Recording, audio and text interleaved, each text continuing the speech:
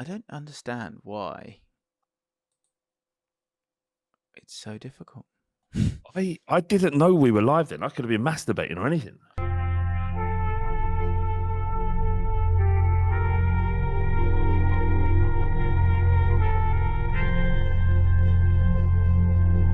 Hello, everybody. Welcome back to James and Flav for now. The flip-flopping of football in its most beautiful form. Flav seems a bit chipper despite the woes of Spurs, bizarrely, as they walk into a game against their North London rivals off the back of barely winning at home, and you're playing against an Arsenal team that are top of the league right now, top of the tree. Yeah, but ages away. It's like 3 days away. Millions of stuff can happen in that 3 days. I don't think about it just yet. But for the purpose of the pod, I will. Including dropping points against lowly Wolves.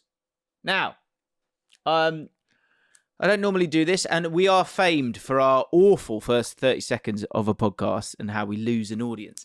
Now, I'm looking to try and top that today, because what I will be saying to people is, if you haven't seen this, League Judges, the fabulous, wonderful League Judges, the League Judges that I wish he was a QPR fan, because I think what he says is absolutely phenomenal.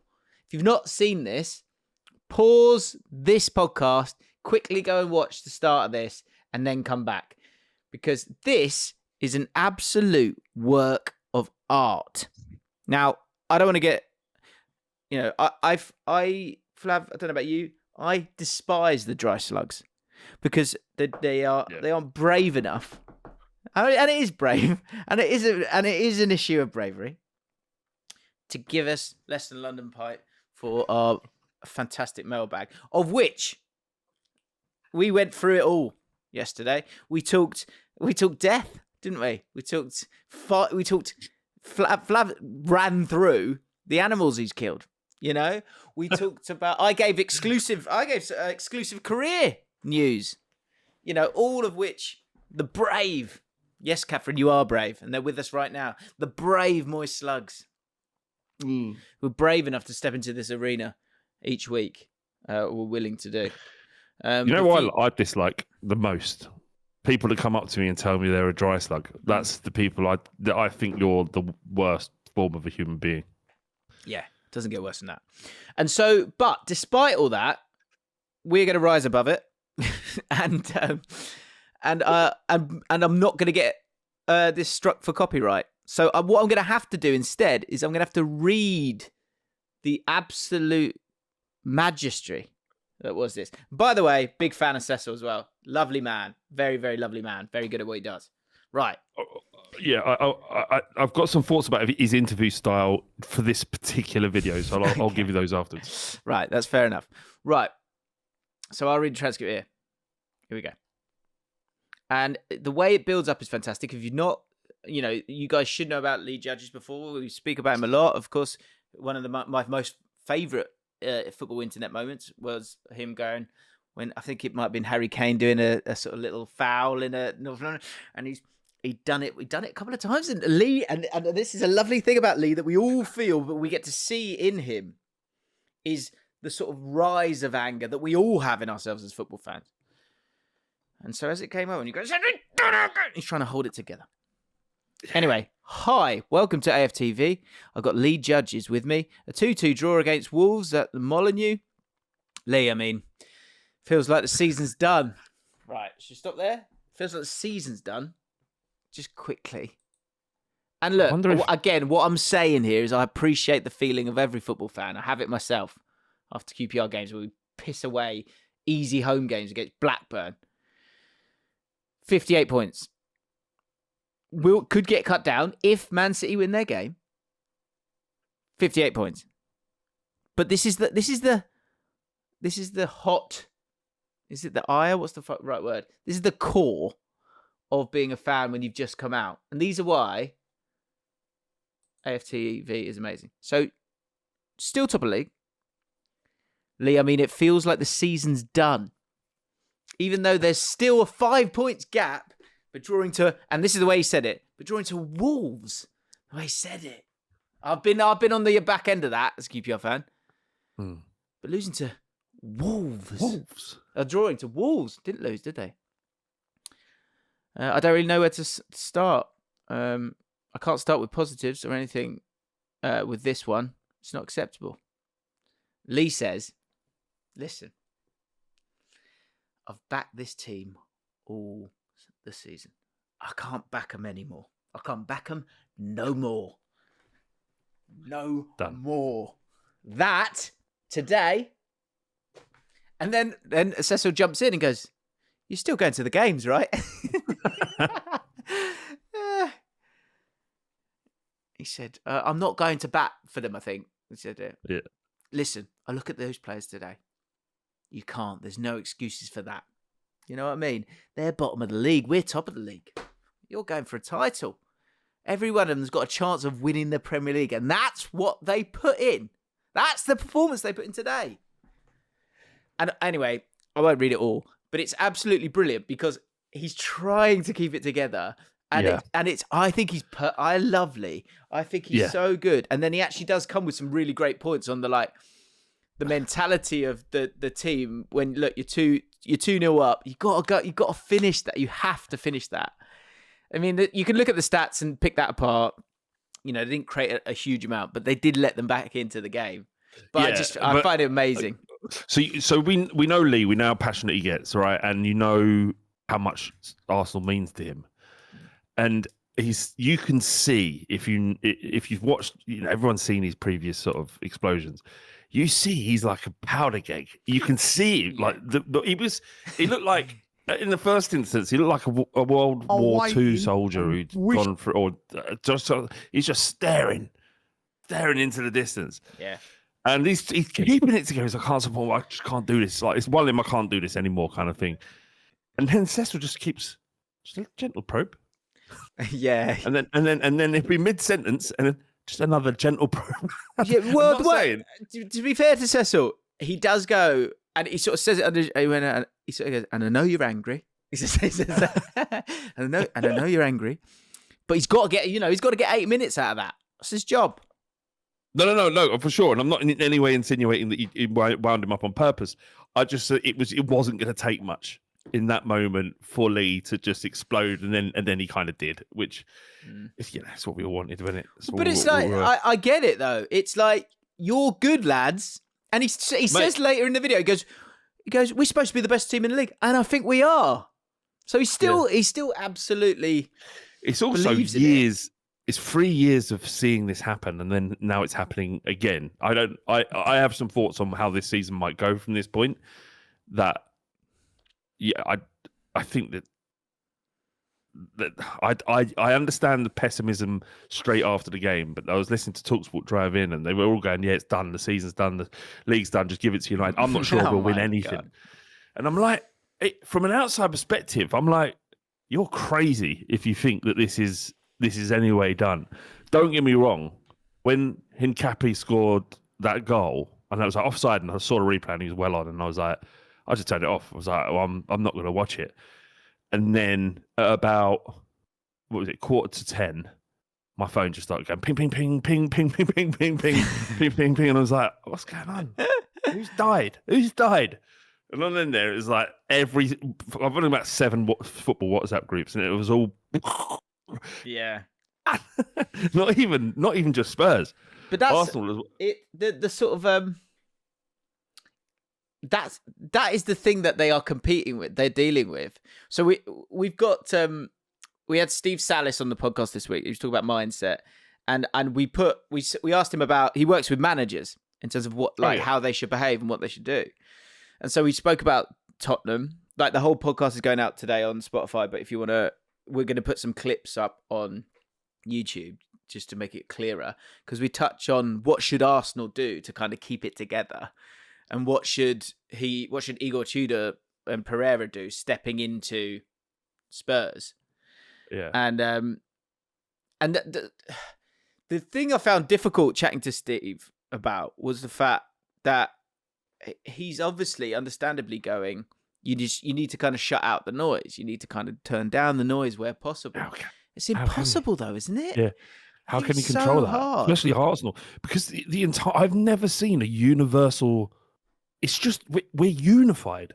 Like football, for the first time, I think, in the history of the Premier League era, where everyone is unified against something. I've never seen it. Like, look, what have Manchester City done? Look at what they're facing, right? If found guilty, it is legitimately the first full example of someone cheating to succeed.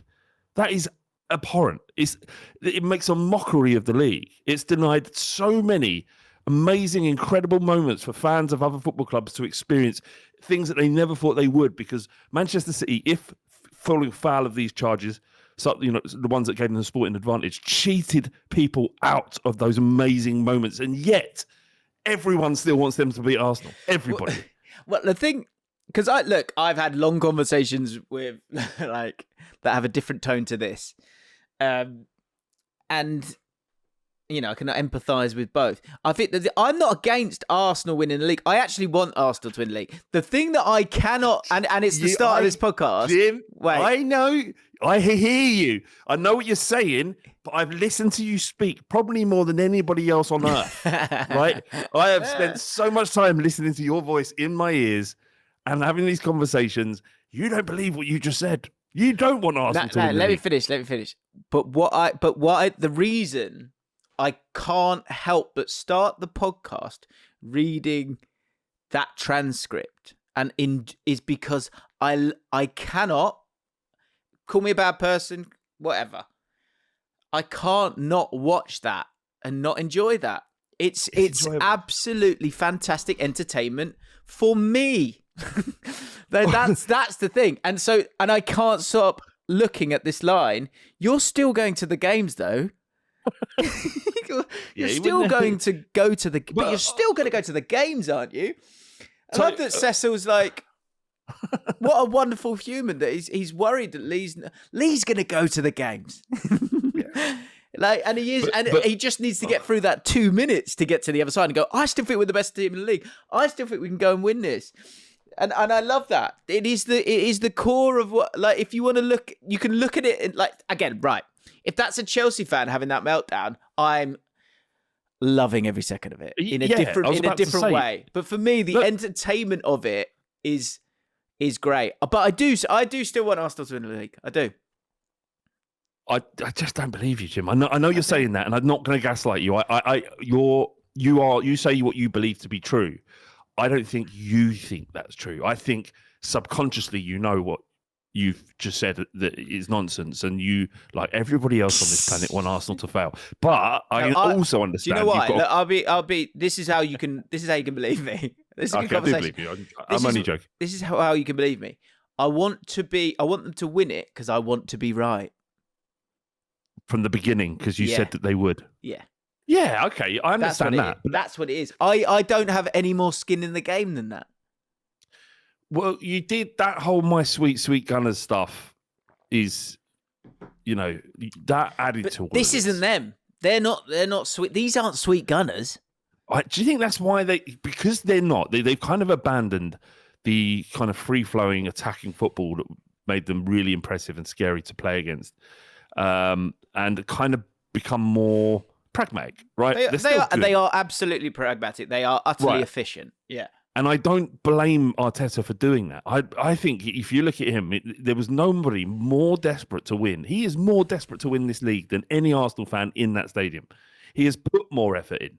Yeah. He has done everything he can to give you this opportunity to expect the league. Like, without him, you'd be nothing. You would be probably where you were when he picked you up out of the gutter. Right? And he has transformed the football club effectively on his own, all with the help of Edu, who has gone elsewhere now, and Arsenal haven't missed a step. So it is Arteta. So this narrative around him going, if he doesn't win, he's got to go, is absolute bollocks. You will rue the day. You will rue the day you chase this man out of his football club, and I can't wait to see it. He is that good. And his willingness to adapt and amend and learn on what's happened previously is really impressive as well. I hate it. I absolutely hate it. He's gone, right, that didn't work, and I think I know how, and I'm going to change this, and he does it. Some managers will just keep banging the same fucking drum until they get sacked. He is constantly involving that football club. You don't know how lucky you are to have a manager as good as that. And for you for the disrespect shown to him by some Arsenal fans is ridiculous, in my opinion. I think that. But like, there's only so Lee says that, and see Lee being angry at Arteta after that game is because he's gone to Wolves to watch that game. Like and he's just talking about that one game, and he says Lee. No, I know that, but he also says so. You can be annoyed at Arteta. I think even if you go get annoyed, he says afterwards. No, exactly. He says afterwards, we can't be like that in the second half. Like he takes absolute accountability for it. He said the next game can't come quick enough. Like his press conference, his interview after, I think, was brilliant personally because you know he's not going all right. Like at half time, he's not going fucking hell, lads. Hey, take a seat. Anyone want pizza now? You can have the pizza now if you want. This lot of shit. But like we fight. Hey boys, just relax in the second half. Try and sort of save some energy because it's a lot of rubbish, aren't they? He's not doing that, is he? He's the most like insatiable manager that is out there probably right now. But for whatever reason, it's more the sort of the safety of them that's got them over, like that's got them caught up here, which might be the same reason to go for the jugular in the second half to get a third goal. But I think they thought 2 goals should be enough. The 2 goals that they scored, by the way, one is an absolute beauty. Bueno. Yeah, indeed. They got 2 buenos. Didn't know you spoke Spanish? Yeah, of course they do. And the second one's poor defending, but they're a bit unlucky with it. They've got 2 players on the line, like on another day, blah, blah, blah. But so, yeah, look, can they score more than 2 goals? Yeah, absolutely. But this is the thing that they will need to win it this way because the panic and the fear of it not working out is there. It will be there. The closer it gets, the scarier it gets as well. Do you know our mutual acquaintance? We had Dan Abrahams on. You had him on the Ripple for a few times, and you hooked me up with him for the lab. And he talks about ants. Do you remember him talking about that? Which is not me. Cool. Oh, okay. So these are things that I want to get it up on my thing on my computer. So I'll read this whilst you're looking at it. Daniel Titley says, "I was debating joining this morning after last night. Already a tough watch." And then he said, "And everyone has the cheek to say we're boring. We are the entertainers because they are providing this fantastic entertainment." Mate, this is what I'm saying. Is like for us as a fan base fans of the game and obviously the competition, this is so much better than last season because it isn't just Arsenal tripping, and I really do think this is a trip. They're not flat on their faces as they think they are. Like it's so far. There's so long to go. There's so many things that can happen in this time. Like they could easily go to the Etihad and win. I don't know why I'm sort of trying to find the positives here. This is just facts. These are just facts. But what a rate! Like what? It's because Manchester City are not great, right? I think that's I think that's a really important point because I think you go, and understandably, we all do this, right? You have these in anything. You have these pangs of oh no. But then you have to get to that point and then you find out the truth. And I think with this, because of what has happened over the previous years, when it's come to Arsenal, Man City, and Arsenal and Man City have started to, wholeheartedly cook once it gets to mid-February and onwards, you can understand that might think that might be the case. But, Man City have not been, there's no guarantee that Man City won't slip up either. They're not the same Man City that they have been in previous years. Of course, they got like an outrageous amount of talent and they're a different side and they play a different way. But it's tight and it's going to be tight. And you got to I think Arteta said himself, you got to enjoy the ride. I found it. I was playing football, and again just to sort of accept the lay of the land. I was playing football with all the YouTube lads, and as soon as the game ends, our game ends. They see the scoreline. Joe Tomlinson's losing his mind. Like Liez is losing his mind. They're all absolutely buzzing to it. So to your point, that is absolutely what is occurring. And then I get in the car. I turn TalkSport on, and again, TalkSport in itself is not is not the truth. This is what this conversation is about. Is that there's the show of it, and then there's the reality of it. And Arteta and that need to keep calm and stay in the reality of it. But it was so funny. The caller I got, first of all, Cundy and O'Hara are just amazing. Like hearing them on the sports bar is so funny. The sports bar legitimately is behind White and Jordan is the best thing on that. Like, because so you know funny. what everyone's doing, and it's kind of great fun within it. It's an absolute wind up, absolutely. And I found myself laughing at what we do, like the sort of idea of the question of, should Arsenal be panicking? Like like, should anyone ever be panicking? No, not really. No. But I love that. Like, I know, guys. But and Jason Gundy's taken on a phone call, and this again is superb from him. First of all, the person on the phone, I think he's being genuine, is saying that we need to get rid of Arteta tonight, because we're in a really good position in all these 4 competitions, and we need a manager that can get us over the line. Someone like Klopp. Oh my Lord! And this is what you have to. This is most of the noise, mate. This is most of the noise from imbeciles like that. But that's not the reality, is it? That's the point. But they're loud. They're making the most noise. Well, no, but that will be the frustration for Arsenal fans. Is that is what's being heard, and as we've just said, we know what we're stepping into when we turn on the sports bar with Jason Gundy and Jamie O'Hara. Like, you know what you're getting, and you know what phone calls they're picking, so they're getting that. Yeah, no, you're right. But Jason Gundy quite cleverly goes, he's going, oh, this might be the most ridiculous call we've ever had, but then he says in the same breath, but 2 wins in 7 is alarming. He's great. I just it is a mate of alarming. mine. You'll know him, Spooky. He posted someone else's Instagram stories, and it's just a black page with white text and says, "As a lifelong Arsenal fan, I truly, truly despise the majority of other Arsenal fans. They are the most mentally ill, emasculated cucks on the planet." Jesus. But if there's that's what I'm saying, Grant. Get some balls. If this was Spurs, I wouldn't be going, "Oh my God, we're gonna fuck it. We're gonna fuck it. We're gonna fuck it." I'd be thinking, we are 5 points clear. Manchester City aren't good. We can go. We are as a unit a better side than Manchester City. Easily go to the Emirates and get something from it. They don't have to win, by the way. They just have to draw. So, like, if they come to White Hart Lane on Sunday and they don't beat us, then I think they're in big trouble then. That is that's 1 win in 8. That's 2 wins in 8. That is alarming. That is alarming. Maybe Klopp. They should get Klopp in. They should get Klopp in. So ANTS, this is a football. ANTS, ANTS in football psychology stands for automatic negative thoughts, a concept frequently used by sports psychologists to describe the self-critical, doubtful or fearful thoughts that infest the player's mind during training or matches.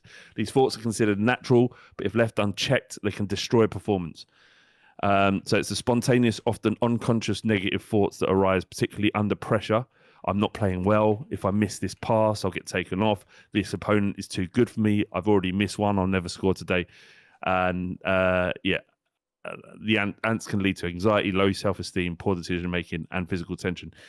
Playing under pressure, the pressure of the expectation of the fan base and the pressure of the vast majority of football wanting the failure to happen, must actually be really difficult. Really hard. If you're really hard, yeah. Yeah. And I think I was so impressed. I was so impressed with Arteta's comments when he came out. Because, so again, I heard his comments via the TalkSport reporter. So let's remember that Arteta will have had to have done so many interviews before you've even got to the TalkSport one. Yeah, because they do TV first, don't they? Yeah. And I just thought, this is going to be a little bit scary. And I wonder if there's an element of that which makes Arteta naturally then lean upon this efficient style of play where you don't concede many, and you score the goals the way you score them. But you got to hang in there. This is part of the fun now. Like, you'd rather be here than anywhere else. Surely, it's just the fear squeaking out. It's shit. I get it. I get it. It's horrible. And I'm not saying I haven't a great deal of experience being in this situation, right? I've had a little bit, and being good is actually quite horrible. Yeah, but like being bad, like we've been, is horrible as well, right? I'd swap our place for almost everybody else in the league, barring the team, in and around us and below us, right? But the pressure of trying to win something as a fan and on the players, it ain't enjoyable. Like, nothing about getting to the Champions League final was enjoyable apart from the bit where you've actually won. But every minute up to that final whistle is hell. Right. The final was hell. It was one of the worst experiences following football ever. And we didn't get bad. In fact, we did all right. I mean, if you look at the statistics, you wouldn't believe it. But we commanded that game pretty much. But then almost Liverpool let us do it. Anyway, the point is there's nothing enjoyable about trying to win. The enjoyable bit is having won, which is only a percentage chance of what you're investing. The outcome isn't guaranteed. So really, it's just fucking horrible. Yeah, I think the pressure of it's really hard. The pressure of it's really, really hard. And I'm just looking at the table here. I think and it's the Man City factor in all of this, of what Man City have been. And if they, and I think that, it's almost like the opposite of the ants thing with Arsenal. You think Man City it's like, you can imagine them in the changing room, like this morning, looking around and going, shall we do it? Shall we do it again, shall we, lads? They'll enjoy that smell of blood. They've consistently done that, though, haven't they? Did you see the graphic on Sky Sports of the points amassed from this point onwards in a Premier League season? The Man City is insane. Well, that's it. And again, that's going to lead to all the ants. So Arsenal and it's amazing. A draw, and all of a sudden we're looking at this Tottenham Arsenal game quite differently. Or it feels that way, doesn't it? If Man City beat Newcastle and Arsenal draw to us, they are going to fall apart. We have such an opportunity to really hurt them. We have such an opportunity to hurt them. Your feeling around that game must be so different now. Yeah, a little bit. I mean, I felt weirdly confident about it anyway. It's almost like I've got nothing to lose other than, the feeling of losing to Arsenal again. But we're so shit, right?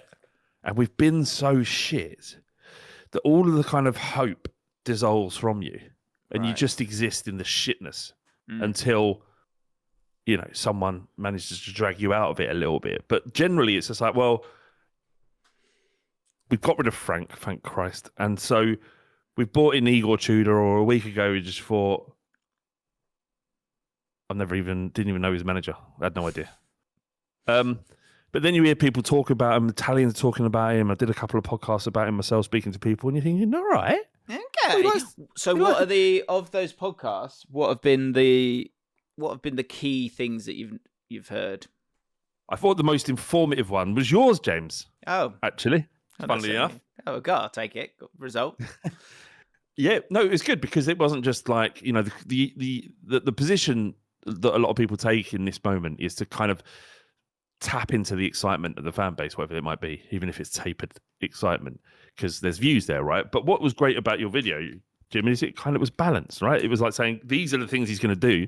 This is what you can expect, but these are the issues. And I do have concerns about if he does set up the way that he has done at other clubs, it is going to be quite expansive and it is going to be forward thinking, and you don't get much room for error in the Premier League.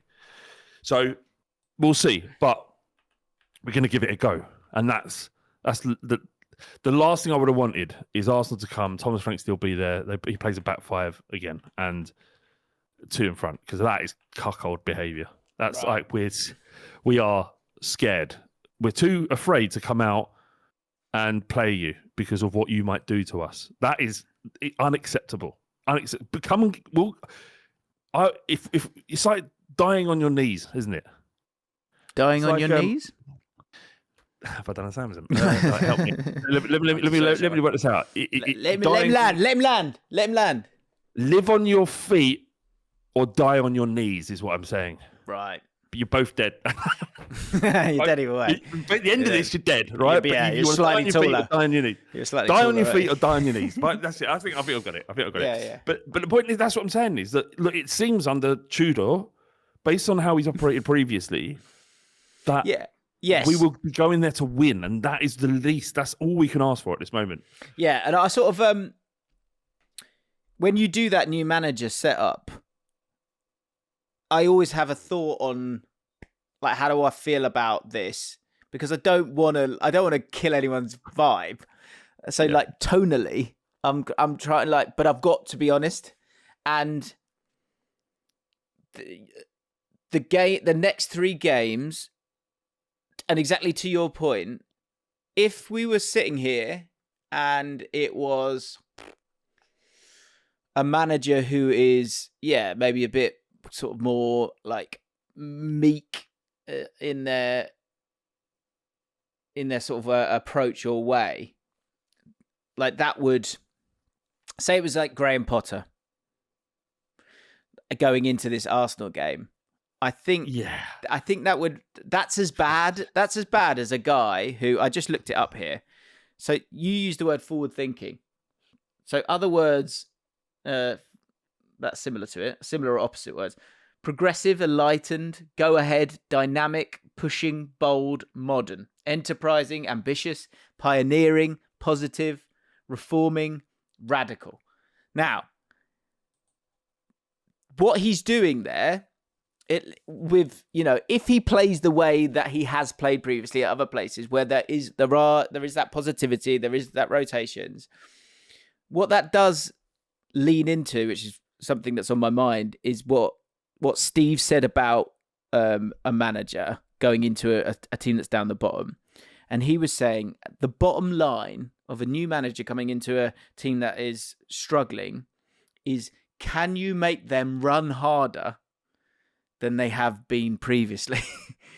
And it seems such a basic thing, because they're good footballers, but can you get 10% more than the previous manager? And such was the how ineffective Frank was in motivating his team means that it should be a tap-in. I mean, that's what I'm hoping, right? I don't think this squad is decimated. I just think they were sick to death of Frank. And if you believe, the rumours that came out, these aren't like tittle-tattle ITK bullshit Twitter rumours. This is from like Matt Law, who's well connected in the club, and Alistair Gold was saying things like, they were sick to death of Thomas Frank referencing Arsenal or using Arsenal players as a reference point to motivate these Spurs players. Right. They hated it. They got bored of it really quickly. So, does that kind of gossip just suit Tottenham fans by making it an Arsenal thing and then being the enemy in all of this? Yeah, I smell a bit of bullshit there, mate. I'll be honest. You mean it could be just like propaganda? Well, I just like... Look, I don't know. It was reported in the Telegraph by Matt Law. I don't know. Yeah, apparently you used Arsenal as a reference constantly. Right. I don't know. Anyway, look, whatever it was, they'd given up, because the game against Newcastle was like, it was awful. And the examples of them walking off without shaking his hand and ignoring him, and he just had authority. Yeah. But so that's why I the good side, and like, I think like any football fan, what you do is you go, oh God. And then the closer you get to a game, you go, oh, no, come on, let's have it. You go again. And so with this new dynamic, forward-thinking, enlightened, progressive way, at least the information that's being put into these players is run forwards, go and attack, kind of run harder, win the ball back. Like that might, for what's necessary right now, that might work. My only fear is that this is a very defensively switched on Arsenal team. And again, there's two sides to this. Arsenal won't know exactly how Spurs are going to play. They can have a little guess. They may have watched my video, but they'll still be guessing. So that is an advantage for Spurs, just like it was for Man City and Michael Carrick. But Arsenal are very, very good defensively. I was thinking about, so when you mentioned about how attacking it could potentially be, because we don't know. You might look at the squad and go, we have to play differently. You don't know, right? But if he does play a similar fashion, you just think, well, what did Carrick do? And he's just really he let them off their leash, didn't he? He let them go and play. We'll set you up, but we're going to expect you to do some of the decision making and empower you. And the Arsenal game, as much as it was incredible for Manchester United to win in that fashion, 9 times out of 10 they don't, because those two screamers don't go in. So it isn't a blueprint to beat Arsenal, but I want to do it that way. It's the only way it's acceptable in a North London derby, is to have a go. Anyway, we'll see, Jim. I don't know. I mean, the pressure's on Arsenal. Yeah, massively. I don't think we're expecting to win or get much from it. So. And so, obviously, if Man City get their win, then they are then on 56 points, 2 points off with a game in hand. It's literally in their own hands. So Arsenal really need to be winning their game, obviously. Yeah. If that's right, then, Jim, isn't it? So if Arsenal draw and City win, then the title's in City's hands. Yeah, I mean, so they got their game. Yes, exactly. Because they can beat them at the Emirates. Yeah. But I mean, it's good. It's great for all of us. Yeah, of course. It's great. It is fantastic. And the fact that Man City is so vulnerable, I just thought, it's good. Ben Carnell, he said, did you hear Conor Cody's Samism? I've got it in the running order, yeah. So I have. Sorry, my bad. It's all right. No. That's good. So actually quite a few people put it in. Interestingly, a couple of comments. All these comments are obviously on the pod, the morning of the next pod. So it's quite interesting. So people have either come back, or I like the effort. I really appreciate the effort. So 8 Luke S says, Conor Cody with an all-timer on Sky after that Arsenal Wolves game. City will be rubbing their lips. It's some sort of mental image it's created in my head. It really is. Yeah. There was another Samism, I thought, somewhere. Oh, well. Where is it? Oh, here it is, yeah. Rob D. Because of this pod, I've started making a list of all my girlfriend's Samisms. Collected some absolute belters so far, but my personal favourite is her referring to the kids she teaches as a real challenge in my arse. So like the opposite of bumming the kids, isn't it? I can only assume she mixed up pain in the arse and a challenge, but instead described her students as troubling constipation. So thank you for that, Rob. And the other thing that made me laugh, we've got to be wary of doing podcasts late. We did it late last week. We did a live one, which people seem to enjoy, and it did very well, which was nice. So thank you for everyone who watched and got involved. But Daniel Watson caught you out, mate. He said the flash of the screen in Flav's glasses when he immediately had to Google who Isaac Hayden was. Oh, I did, yeah. I had no idea who he was. When he was talking, I was reading about his career. Really? Yeah. Yeah. You're very good. I mean, that's not surprising. Seamlessly. It was yeah. I mean, didn't play a league game for Arsenal. Just played. But yeah. Anyway. And a comment that I enjoyed was Hayden Salter said, "I can't wait for this to be a championship podcast next season." Not that I want to sort of drop the tone down too much, but do Tottenham fans truly believe that they could get relegated? Yes. Okay. There isn't anybody going no chance. Absolutely not. We're all concerned about it, and so we should be. Do you know what I mean? No, there isn't anyone out there. I haven't met anyone, and through the podcast, no one's saying we are absolutely not going down. Most of it is actually quite fearful, and But there is a kind of, we're looking at it and thinking these players that we've got missing aren't out for the rest of the season. They are coming back. And some of them in March, some of them in April. So yeah, who's coming back? So Porro should be back for Arsenal, which is massive because it'll be Archie Gray doing that wing back role. How has he used the fullbacks, Jim? Well, the only thing I'll say about this way of playing from Igor Tudor is he might not do it. That's the thing with it, like with all these things. He might kind of go, look, we've not got it. Let's just be careful. We've got the players, yeah. And or it might, it might just be I mean, I'm saying numbers at you, 3-4-2-1. It might be, it's kind of 5 at the back, isn't it? Like if everyone needs to sit in. I think the difference here with Tudor is that he wants them to press really, really aggressively. So that's how it's different. But yeah, Archie Gray is a good shout. So anyway, it'll be Porro on the right, coming back, and Richarlison potentially coming back as well. So that's all we've got for now. And then in March, which is why Romero has killed us with that fucking sending off. It really has. Missing 4 games at this stage of the season for something stupid as that. It's just anyway. And so the dog who are will be three? back. Yeah, the 3 centre backs. I can't remember what. Today with Van der Ven, it'll be Dragerson, and it will be Danso. No, Danso's injured. He's got a toe injury. He's out until March. Everyone's fucked basically. It'll be Paulinho. That's it. Yeah. So, but with these players, my point is what you asked me about whether or not we're worried about going down. I think we'll get points away from home, but we absolutely have to win Forest, Leeds, and Palace at home. If we get 9 points, we're safe. That's 38. I mean, what are 3 games though? I guess because it's the double whammy of it, isn't it? It's Palace. Palace are down there officially. They're safe. They're pretty much safe. They need 4 points in the rest of their games. If 38 is the marker. Oh no, they're on 32. So they need 6 points.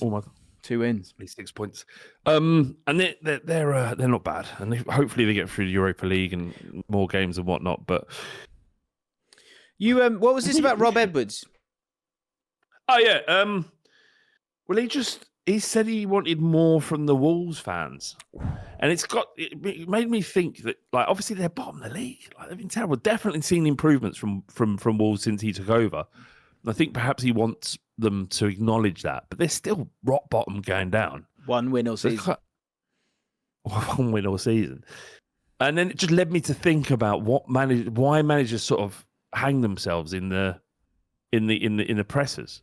Like, they must know the impact. The last thing you do is go after the fans, especially if you're building something like Rob Edwards. And if you're on the back end of things, like Postecoglou did it, and that kind of saw to the end of him as well as partly. Have you seen his second overlap? No, it only came out this morning, right? Yeah, so I was able to listen to. I haven't listened to all of it. I listened to a bit of it.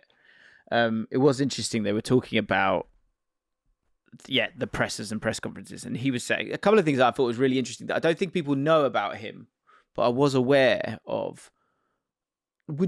So he said, I'm naturally an introvert, which is funny because he's this sort of, he's a leader in all of this. But I have heard that as well, that although you think he's this, like, he's more sort of Kloppy in that sense, he's actually not. When he isn't working like that. When he's I think even at work, I think on the grass or in a game, he's got that, Australian fire. But I think outside of that, I don't think he is the biggest talker. Yeah. No. I mean, I can. I mean, you can do a job that where front facing, but also not necessarily enjoy the interactions that come your way.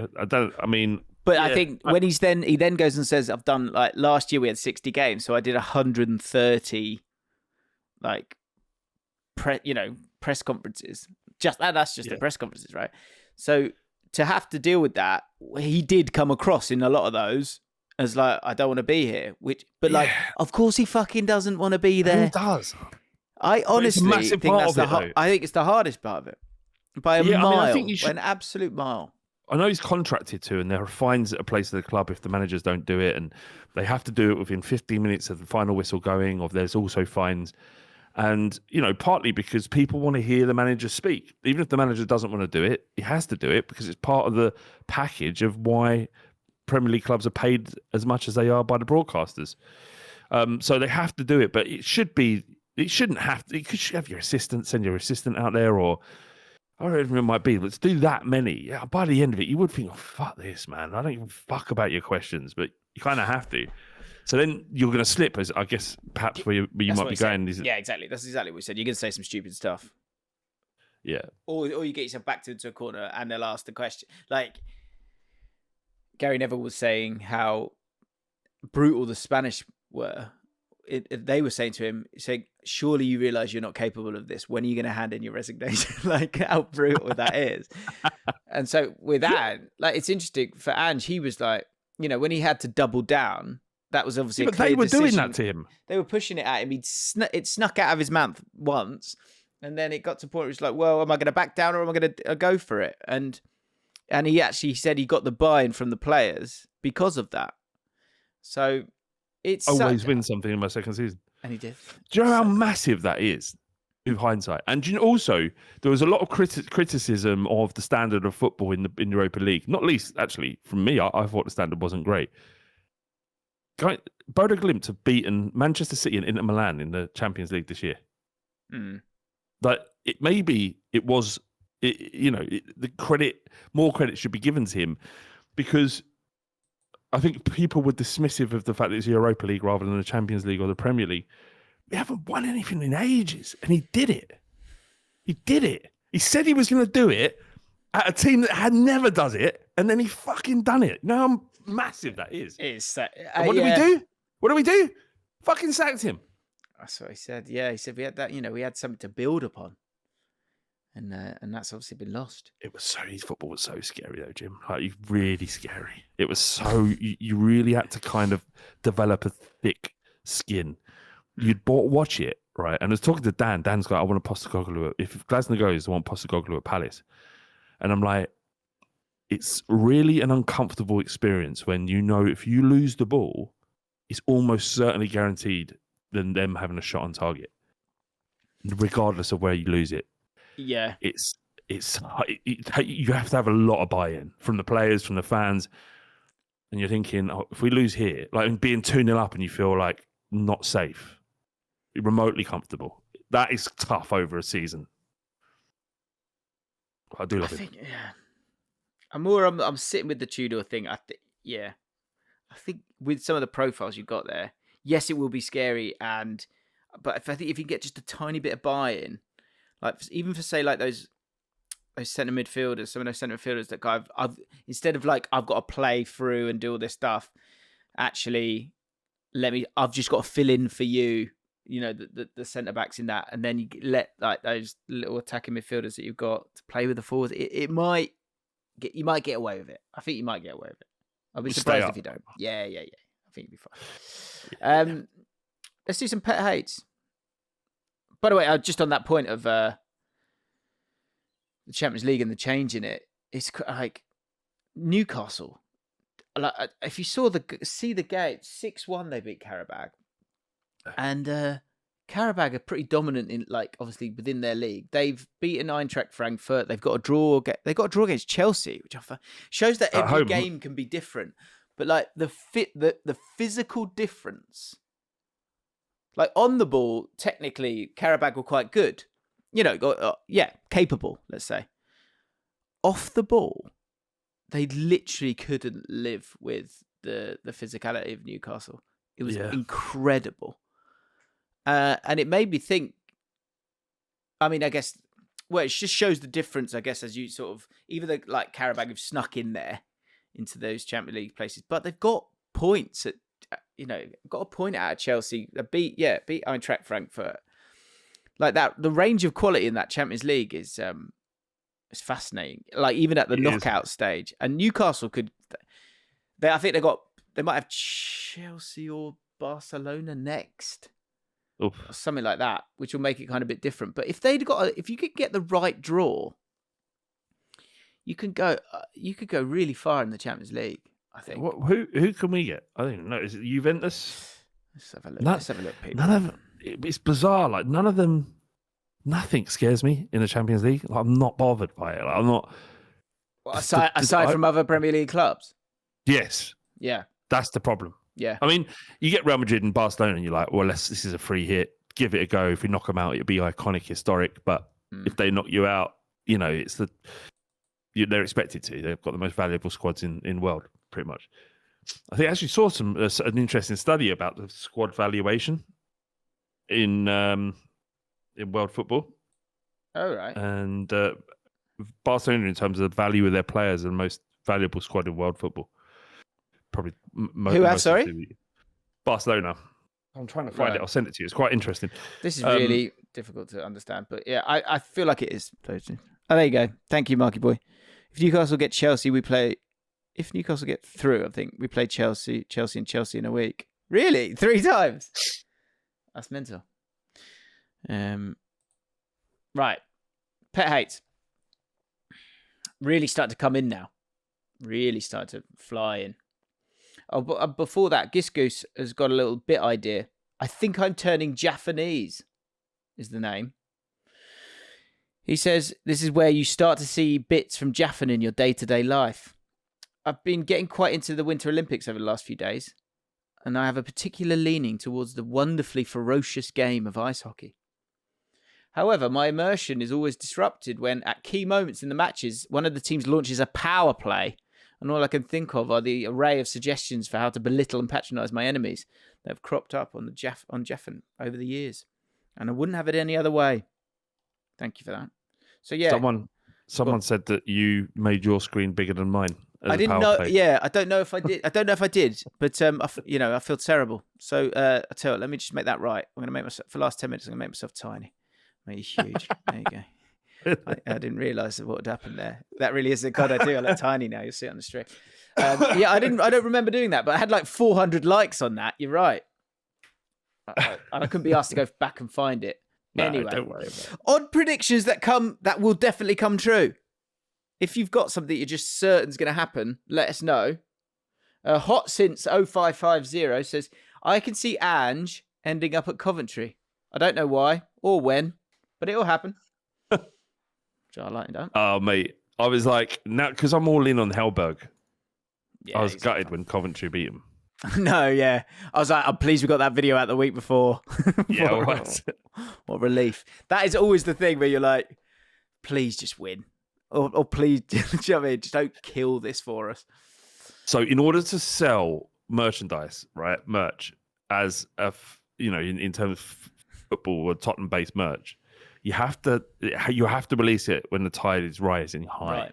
When everyone's happy. Yeah, absolutely. Because it simply doesn't sell. Otherwise, you're wasting your time.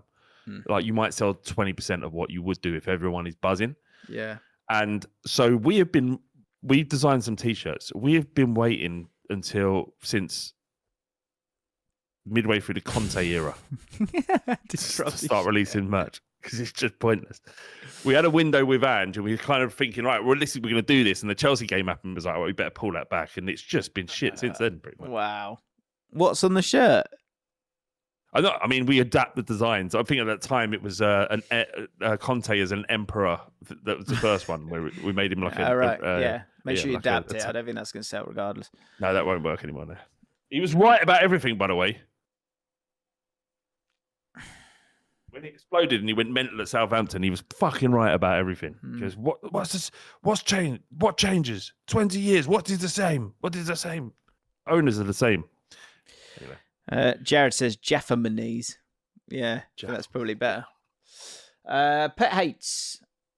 It's only Joe Collins says he's got 2. 1, messy butter. Yeah. That is any hint of crumbs in butter or unclean / non-uniform attempts at taking butter out of the tub sends shivers down my spine. I shared a house of 10 at uni for 2 years, and we shared groceries mostly. but I insisted on having my own butter. I could not bring myself to share with those heathens. No, that's fair. I once found my cheese. Someone had taken a bite out of my cheese, a block of cheese, and then it would just disappeared. Like cheese was like gold dust, like just expensive cheese when I was at uni. So, like sometimes what's your butter situation at home? What are you using? Thank you for asking. We've got we put a butter in. We've got a butter thing. Well, I don't know. A dish. I can go get it if you want. Should I go get it? Yeah, definitely go and get it. Go get it. While you're doing that, I can tell you mine. I have a Le Creuset butter dish, a blue one that goes with the rest of our shit in the kitchen, and it is. We have a block of unsalted Lurpak, and that is our daily butter usage. That's what we use. None of this sort of spreadable. Like, what kind of arsehole, what kind of scumbag has utterly butterly or vegetable spread? It's disgusting. Do you know what I mean, Jim? Are you there? Yeah, I'm back. What, like people that choose vegetable spread? Yeah. Flora. Ugh. Yeah, I mean, just check the hard drive, as they say. 100%. 100%. I'm not... It's quite a vulnerable moment for me. So if you haven't subscribed to the channel, please do. That was gold, Jim. It was gold. I don't eat gold. I don't eat gold. Do they still do gold? I don't know. I think gold is the thing. I used to love gold. Do you know what I used to do? There's in my life, there's like BC and AD, right? For me, there's sort of. I used to think pasta was healthy. So there's like before I realised that, and then after I realised like you can't have that amount. And I had a lot of pasta growing up. And what I would do a lot is I love like buttery pasta. Yeah. And we sort of had in a your voice slightly cracked then when you said that. Did it? Like you just got a little bit emotional about it. Yeah, I miss it. And my knowledge of all kind of food was just like minimal. So there's things I used to do were just awful, really. What? Like what? I think I've said this before. I'd have at least 4 sugars in hot drinks. I used to get cold milk and I'd put loads of granulated sugar and then sort of scoop it and like just enjoy the sugar. When? How old was you? Oh, teenage years, easily. Mate, I can imagine my boy doing that. I can imagine my boy doing that now. The thing is, you're not worried about, like now anything. I'm like, now if I've had a stressful day, I'll go and I have to get like, I might need some ice cream, but I'm going to drive to Tesco's to get the one that's only 300 calories. That's how I comfort eat now. Yeah. But back then, so gold, for anyone who doesn't know, gold was like, it's not butter. What is it? It's not. It's sort of like a margarine. It's a spread, yeah. A margarine. Yeah. So we had gold for some reason because I think we thought that was healthier. So I would put a massive amount of that on some like leftover pasta, put it in the microwave. By the time it came out, it was like that color on the pasta. It was so like, and no point in my head. Somewhere in my head, I'm going, this can't be right, can it? Oh well, but it tastes so good. Anyway, so hit the like button, subscribe, become a patron because I'm revealing my butter for you here now. So there's my butter. Got I don't really like the glass version of it, if I'm honest, because you'll see, it's going to touch the sides and there's going to be issues. I'm about to open it up. I'm trying to move the... I've got too much sunlight on it. Hang on, let me get closer. I'm waiting for it to appear on the stream. All right. Well, there it is. It's there. It's not too bad. I would have taken that. As I walked into the kitchen, I was nervous. I like the design of that, mate. That's nice. I like the ridged grass. That's very nice. I've got a blue Le Creuset dish that I have in mind. But what I rate about this is it's proper butter, right? What a smeggy dish, says Diggity Dog. Fuck you, mate. Yeah, fuck you, mate. Well, who is that? What's his actual name? Let's say his government name. Yeah. Don't find out where he lives. I've forgotten it. Shocking. It will be in there. We'll be able to find it on Patreon. That's it. I don't think we can't find out out we've where said you it live. loads of times and I've forgotten it. Shocking. Can you search your Patreon? Can you? Anyway, so that's my butter. But yeah, generally, my what brand the butter? Oh, I don't know, Tesco salted butter. Yeah, we don't get Lurpak. That's just Jim. a bit too much for me.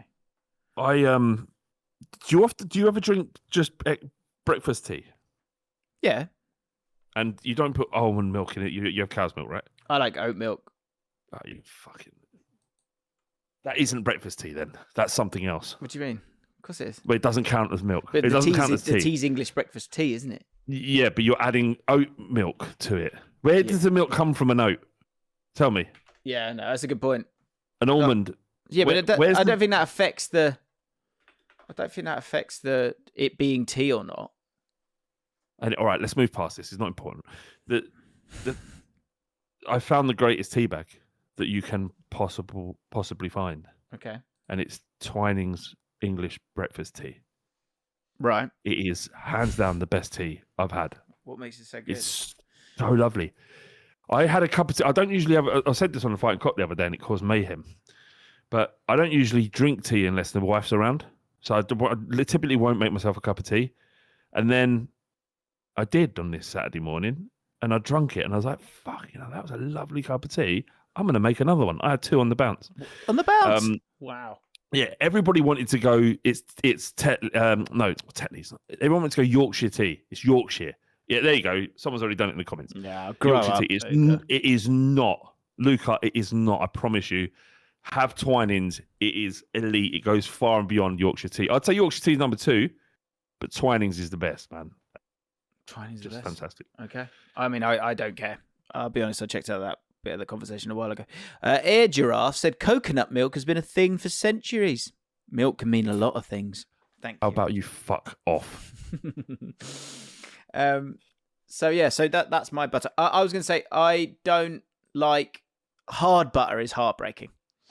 You've got to keep it a dish. That's why a dish exists. That's why the dish exists. But yeah, you're right. When you first initially transfer the butter to the butter tin, whatever it is. Well, it's rock hard. It's fine. It's easy to do. But if it's soft. His second one is the glue-like substance that holds packets of cards on magazines. I've got same feelings I felt as butter. Joe, how old are you? Well, what are you getting? Like My Little Pony, like magazines with that's got the glue with the packets of cards and magazines. Come on. Yeah, exactly. Rocky says, my pet hate, and this is our last pet hate for this week. Get your pet hates in. Can be anything. Can be football. Can be absolutely anything. Mine, by the way, because this people who what's it called? Undertake on a motorway. You fucking cunt. Fuck you. Fuck you. That's fucking dangerous. That's so fucking dangerous. Yeah. Arrogant fuck. But also, the people that hog the middle lane. Because they cause that as well. Well, you got to keep your pace. You got to get your pace right. Do you know what I mean? Like, I think if you're in the middle and you're going 70, and there's a you can go on the right of that, and you want to chill in the middle lane, I'm okay with that. But if you're going 70 and you're saying the middle lane, yeah, I'm okay with that. You shouldn't be undertaking if someone's going 70 in the middle lane. You shouldn't be undertaking at all. It should be no desire to undertake. It's so dangerous. Just on this, I drove to Manchester and back in one day on Monday for the overlap, and it occurred to me, often people will just indicate and change lane, right? But we also know that there's the blind spot. Now, which a miracle, and a car easily can hide in that blind spot. You might not know it's there, and that's often how accidents happen on motorways. But if you glance over your shoulder, you can see into the blind spot whether there's a car there. But you're not taught to glance, or should you glance over your shoulder? No one does. But sometimes I'll just double check that no one's in the blind spot, and I will look over my shoulder before I'm going right. Do you know what I mean? Yeah. But I don't think anyone checks their blind spot over their shoulder when they're on the motorway. I think unless you're like Depends how sure you feel. I would say I do it. Not every single time. Sometimes you just got to feel the road. Sometimes, you know. But yeah, undertaking it, it's just like you're just an arsehole. Right. You know what your arsehole is? You indicate and turn immediately. Like, what point? I can't react quick enough. If you're going to turn and you're right in front of me, like if you're on the motorway, indicate, leave it 2 or 3 seconds, and then gently come across. Thank you. Let's look after each other, please, people. Yeah. Rocky. My pet hate is Americanisms. I have 3 young nephews who live their life watching YouTube and picking up these annoying little Americanisms. As a good British uncle, I make sure I correct them on their bastardization of our precious language. When I corrected one of my nephews, brackets 13, that the phrase "I could care less" makes no sense, the correct phrase is "I couldn't care less," he argued point blank with me until I got so annoyed that I took the PlayStation controller off him. I learned 2 lessons from this. 1, I can be quite petty when it comes to Americanisms. 2, 13-year-olds are stubborn fuckers, and so am I. That was it. The way I read this, the way I read this was like this. He went, 13-year-olds are stubborn fuckers, and so am I. He's still not talking to me, and my wife's pretty pissed. Yeah, well, sometimes you got to take a stand. Celtic69 replied to this. He said, and I do check the replies after funny comments, so make sure you get involved and reply to each other. He said, I had the same argument with a Yank recently who was arguing that because they have more English speakers than us and language evolves, they're now correct. I was seething. Yeah, it's tough. Nice. Of course, I say, doesn't matter. It's gone. Could have been that good. I was waiting for it. Really? Waiting for a moment for you to stop talking, and then I thought... Sorry. Americanisms? Is it Americanisms? Anything like that? 13-year-olds being stubborn fuckers? So am I. Just trying to get it out of your head. No, don't worry. No, it's gone. Right. Everyone, get your pet hates in and your other thoughts. Are you turning JAFFN? Let us know. Have a great weekend. Become a moisty if you do want my respect. And keep it Cumberland. Good. Yeah. All right. Bye-bye. Up Spurs. Yeah, let's see. Next week will be interesting. Right. Ta-da.